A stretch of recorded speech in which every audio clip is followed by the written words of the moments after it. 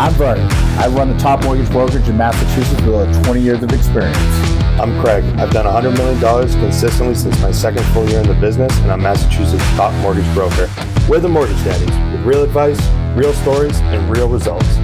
Let's get going. Welcome back to Mortgage Daddies. We got a special guest here today. Flew a lot of hours to come see us. You came just for this podcast, right? I did. Across country from Across Washington. country. He might have been the furthest guest to ever join the show. It definitely is. Thank you for coming, my man.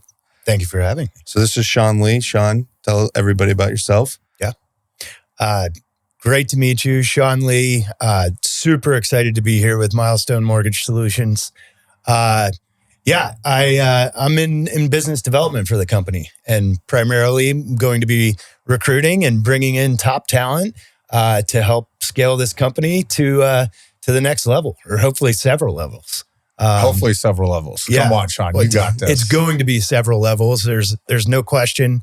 Did a lot of research before I made the commitment to come here, and couldn't be more excited about the platform, the opportunity, the leadership team, the current LOs, the partnerships that are in place. So a lot of good momentum for Milestone, and I'm happy to help accelerate that even more. Now, you've been doing this for quite a while, right? Your whole past has pretty much been in business development and recruiting. Yeah, exactly. Actually owned a recruiting firm in the mid 2000s, right before the crash, one of the worst job markets of all time. And following that, I actually went to Zillow Group, and I was at Zillow Group for 9 years in business development there. I was actually in Zillow's rental business, and I started in the multifamily industry, and kind of kicked off Zillow's first sales team in the multifamily space. Did that for a few years, led the national team, and then I pivoted into the single family rental space and helped Zillow monetize that industry. It had never really been done before, at least at that scale in the United States. There were some other countries like Canada. They had, monetization kind of models in the single family rental space for advertising. But I was able to lead that initiative there, and took a business from zero to $200 million in just about 4.5 years. So really good experience. While I was at Zillow, I knew at some point I wanted to kind of get out of corporate America. So I got my MLO license in 2018. Started brokering some partnerships in the mortgage industry while I was still there. A little bit of a side hustle. Yeah. And those grew to the point where it made sense for me to come into the mortgage industry full time. So I've been doing this full time since 2021. Wow, that's awesome. That's some great experience. You get a lot of connections through the years working for Zillow. Right? I can't even imagine. We're just lucky to have you here at Milestone. I mean, you're an industry leader in what you do, the recruiting platform. I'm just really excited to have you on board to grow the entire footprint, right? And every single week, it feels like we're adding a state or two states. I think we're up to like 29, 30 states at this point and continuing that growth. So it's going to be really instrumental for us to continue our growth, to have professionals like you've done it before. You've gone through these. You've seen cycles on the mortgage side, development side. So we're lucky to have Sean Lee, part of the Milestone team, and we're looking forward to him, my man. So everybody knows Sean Lee's a savage at what he does. He's one of the top recruiters in the country. But what do you like to do for fun, man? I overheard you talking with Wendy earlier today. You spend a little time in the urgent care. So I've been out to see you in Washington, crazy place up there, and you live in Snoqualmie, but then you have like a place in Snowcadia. Suncadia. Yeah. Might as well call it Snowcadia. Yeah. I drove through this place. It started off as sun, rain, sleet, blizzard. Got to his house, and I'm like, where am I going right now? Like, I'm in a whole different weather pattern. Yeah. Lots of different climates in the Pacific Northwest. Sure. For fun, love spending time outside. Right. Grew up on the East Coast skiing, so my roots are here. I was actually born in Boston, but grew up skiing Stowe, Killington, Poconos, like Blue Mountain, and that kind of that brought me out west. That brought me to Colorado. I graduated from the University of Colorado. and did a ton of skiing, whitewater kayaking there, and now in the Pacific Northwest. Yeah, so on Saturday I was doing a run. It was a bit of an exploratory. Hadn't done it in several years. Probably one of the most technical whitewater runs in the country. It's called Ernie's Canyon. It's 7 miles of Class 5+ whitewater. And Craig wants to do that with you next time he comes out there. I'm good. And I tagged my elbow and split it open and got a couple stitches Jeez. before I flew in. So. That's awesome. I don't think I've ever seen a video of whitewater rafting that's ever made me say, I want to go do that. It's like jumping out of a perfectly good airplane. I think I'd rather do that than go whitewater rafting. At least it's over with in like 3 minutes, start to finish. Yeah. 7 hours. I mean, how long does that take you to get down? This one, it was about 4 hours. If we're dialed in and we know there's no logs in the river or anything like that, we can do it in a couple hours. But yeah, That's nuts. 4 hours whitewater rafting, kayaking. Oh, He's like Kayaking. Very different. Very different. Oh and my more God. dangerous, I feel. Yeah, it depends on the riverbed and what's going on with the water.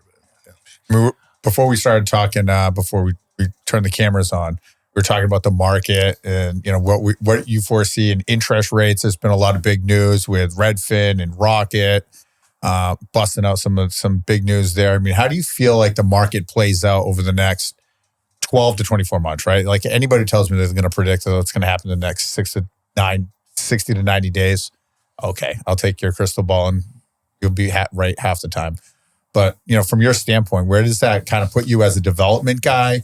And where do you really see the industry with like AI and things like that popping out? Yeah.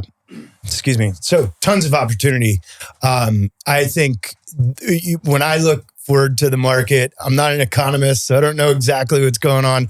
I do my best to follow the data and the reports that are coming out, keep up with, some of the broader kind of indexes, but it seems like a lot of volatility right now. That volatility will open us up for, a little bit of refi opportunity here and there. I think that might come in quick bursts. But I don't see things changing too much, which is great for Milestone. It's great for recruiting because we need a little bit more pain, right? From a recruiting perspective, I don't want to see a big refi boom because Nobody wants to leave. Everybody gets a full pipe. Yeah. They don't want to leave. It's impossible to walk away from. But right now, we don't really have those handcuffs. So that creates an opportunity for people to move. They've got a little bit more freedom right now. Obviously, as part of our offering, we provide a great, transition, kind of plan for people. So even if they do have a pipe, they're not going to lose anything.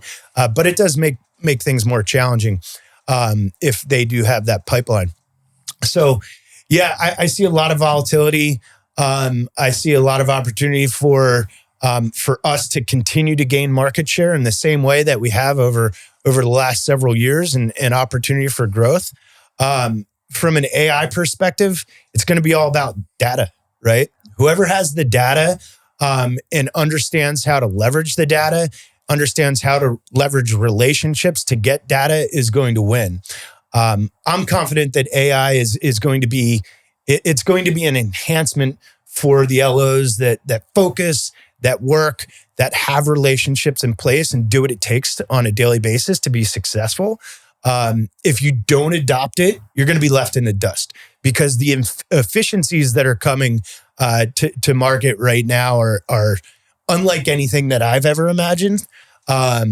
We are going to put loan officers in a position to just do so much more than we ever thought was possible from a production standpoint.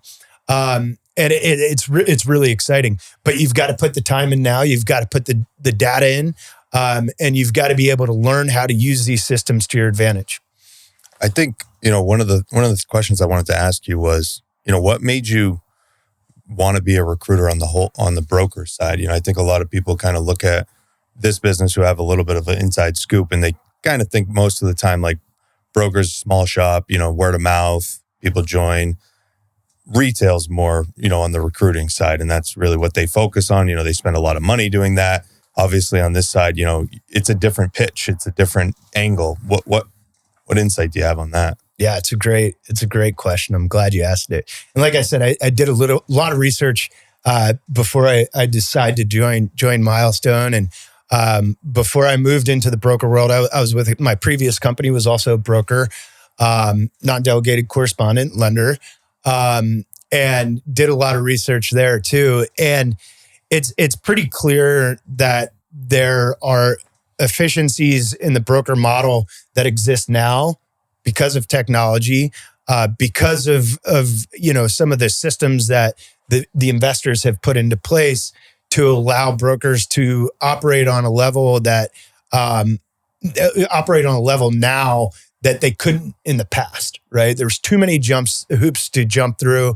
The industry from a system and software perspective was very fragmented, and now it's more consolidated. So the flow of the loan process is much smoother.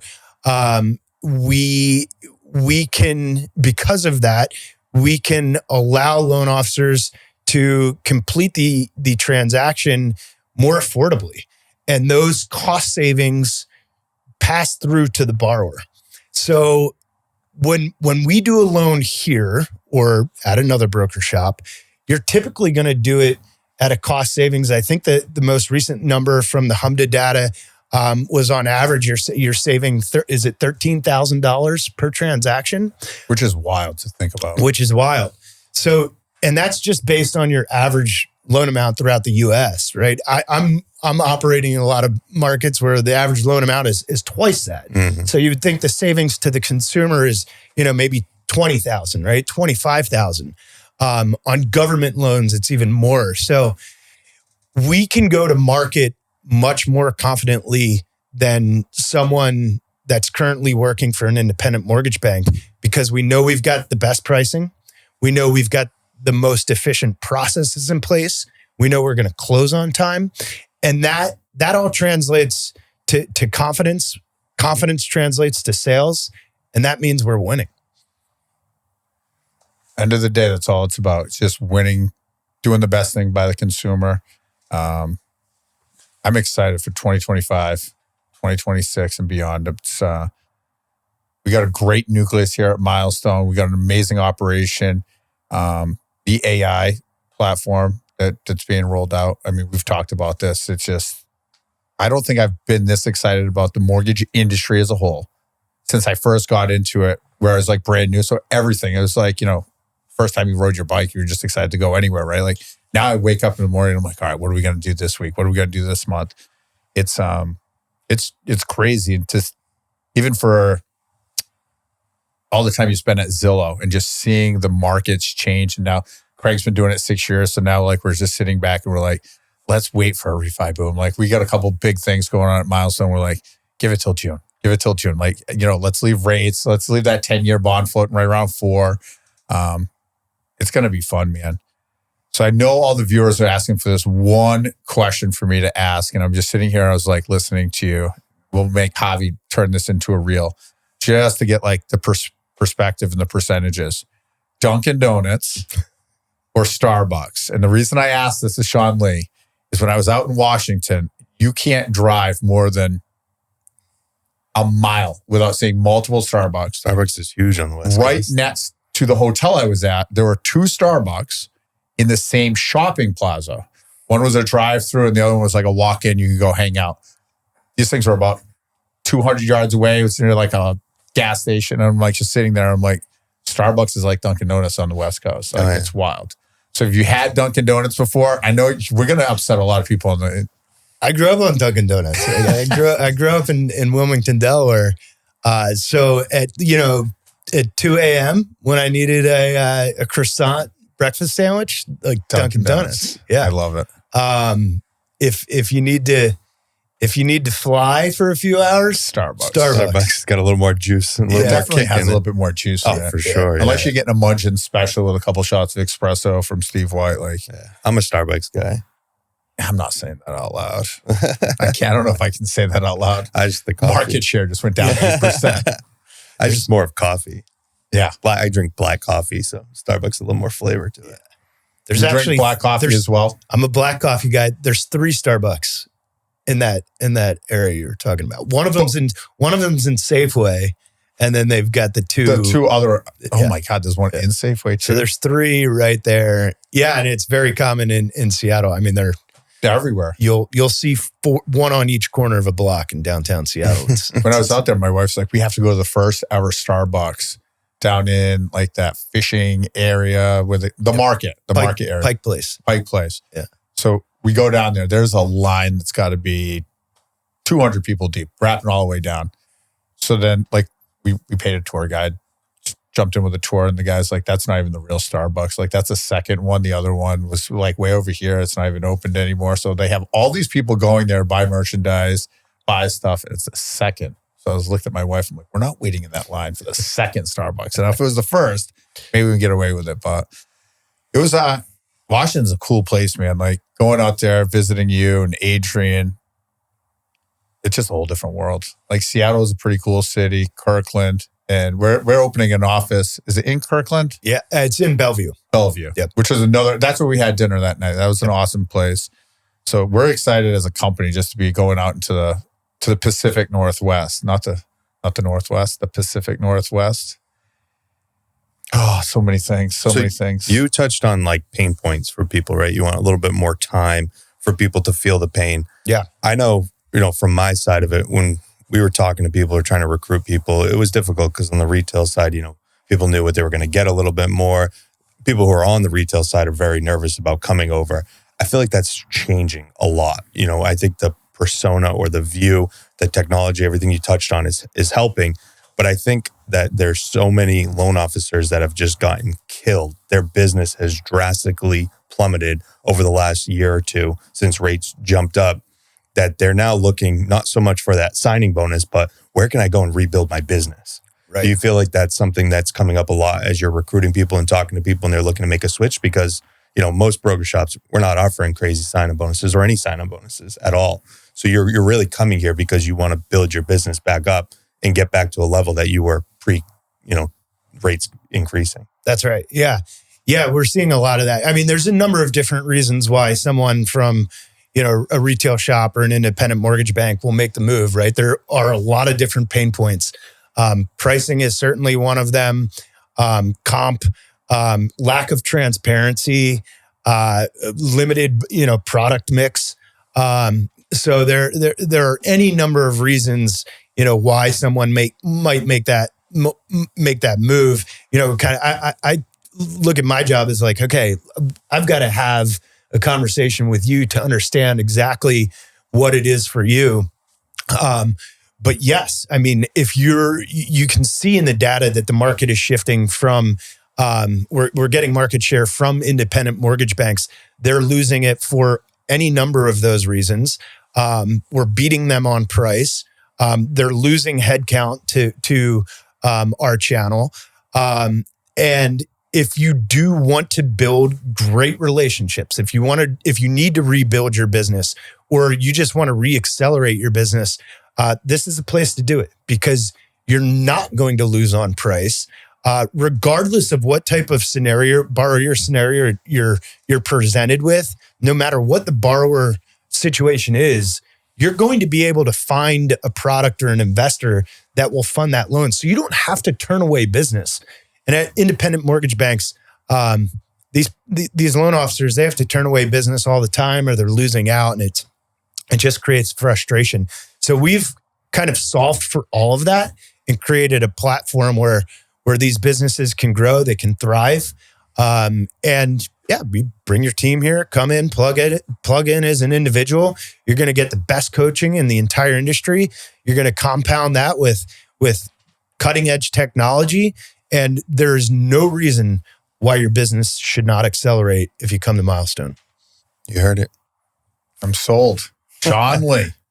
Sean, man, Welcome. It was a pleasure having you. Really looking forward to seeing what we can do together and getting that word out there. I think, we'll have a lot more to talk about as some of this technology stuff rolls out that we're coming up with, and looking forward to seeing what we can all do together, because the recruiting side of things is something that I'm not super keen on, or really, I'm always on the origination side, go, but seeing how you talk to people, or kind of how you can figure out what are those pain points, is important, because I'm starting to learn from that, and Vern is too. So we're really looking forward to having you here, man, and I appreciate you making the journey. Thanks, man. It's going to be fun. Let's go 2025. That's right. See you guys next time.